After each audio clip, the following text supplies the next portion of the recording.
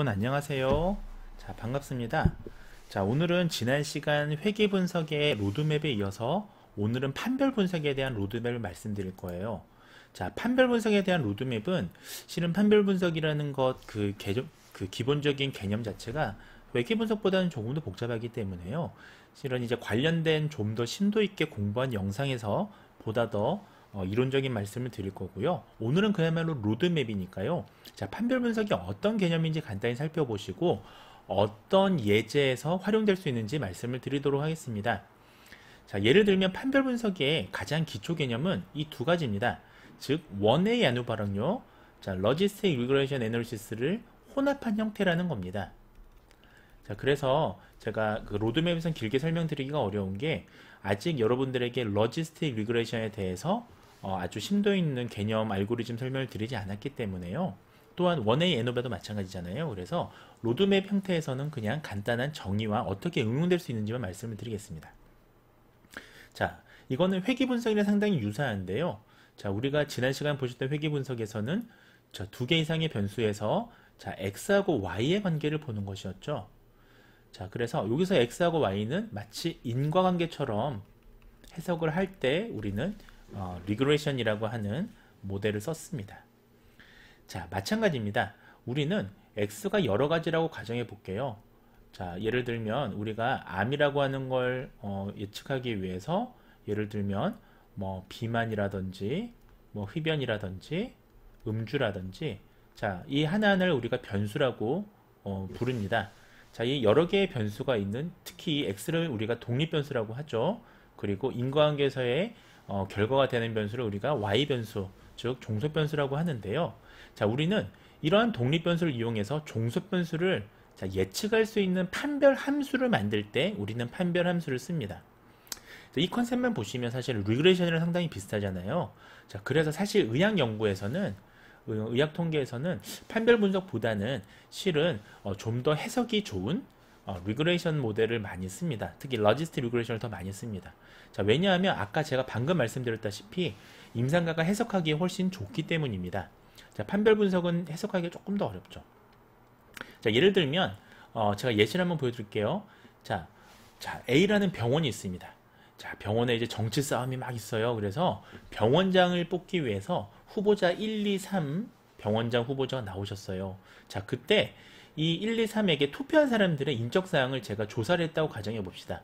예를 들면 어떤 임상과였는지, 자, 나이, 성별, 그 다음에 학연 지연, 예, 어떤 졸업학교인지, 대학원 지도교수가 누군지, 그 다음에 일일 외래 환자 그 과의 평균까지도 우리가 조사했다고 가정해 봅시다. 실제로 병원에서 병원장님은 어떤 임상과가 가장 이제 권력을 쥐고 있느냐 또는 그 어디 학교 출신이냐 이런 게 사실 좀 중요할 수도 있어요. 좀 미묘한 문제지만 민감한 문제지만 자, 만약에 이러한 인적사항이 중에서 병원장 후보 선택에 어떤 변인이 즉 어떤 변수가 영향을 주었는지 우리가 알고 싶다고 가정해 보겠습니다.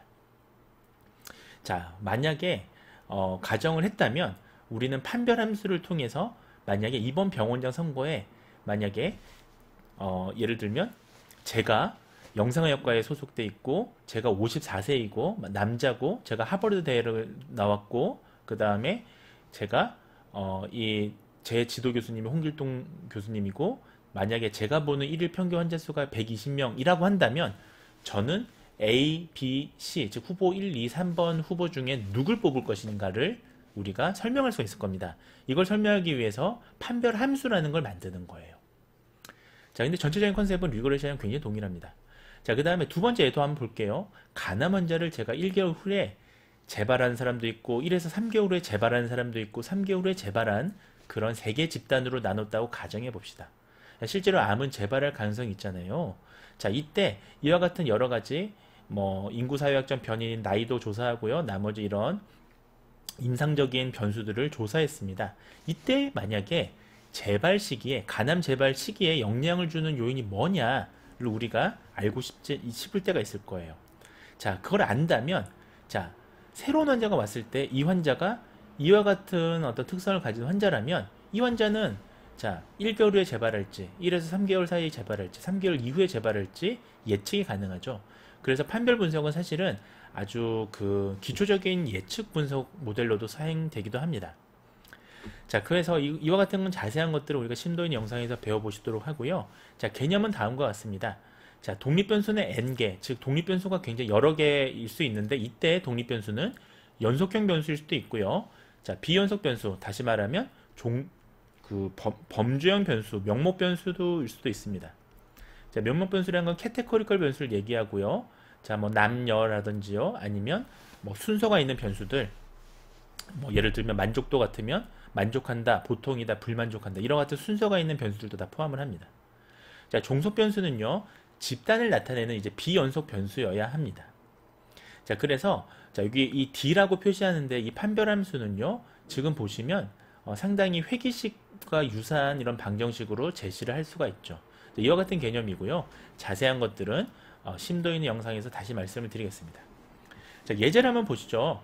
자, 앞서 보셨던 예제랑 유사한 건데요. 자, 여러 변수 중에 우리가 초음파 검사를 했습니다. 이때 우리가 간질환으로 진단되는 데 있어서 영향을 미치는 변수가 과연 무엇인가를 우리가 판별함수를 통해서 계산할 수 있다면 새로운 환자가 왔을 때 이 변수들에 대한 특징을 조합해서 이 사람이 어떤 이 질환으로, 그러니까 그 간질환으로 예측될 수 있느냐, 정상이냐 간질환이냐, 이와 같은 예측될 수 있는 함수가 과연 어떤 게 영향을 제일 많이 미치느냐, 이런 것들을 우리가 계산할 수 있다라는 거죠. 자, 그래서 판별 분석이라고 하는 이런 형태가 있고요. 이 역시도 임상그래도 연구에서 굉장히 많이 쓰기 때문에 거의 모든 통계 패키지, 통계 툴들에서 다 쓰고 있습니다. 뭐 SPSS에서는 과거부터 판별 분석 버전을 포함하고 있고요. R이라든지 뭐 파이썬이라든지 거의 대부분 다 판별 분석을 포함하고 있으니까요. 자, 자세한 건 우리가 판별 분석에 대한 심도 있는 수업 때 말씀을 드리도록 하겠습니다.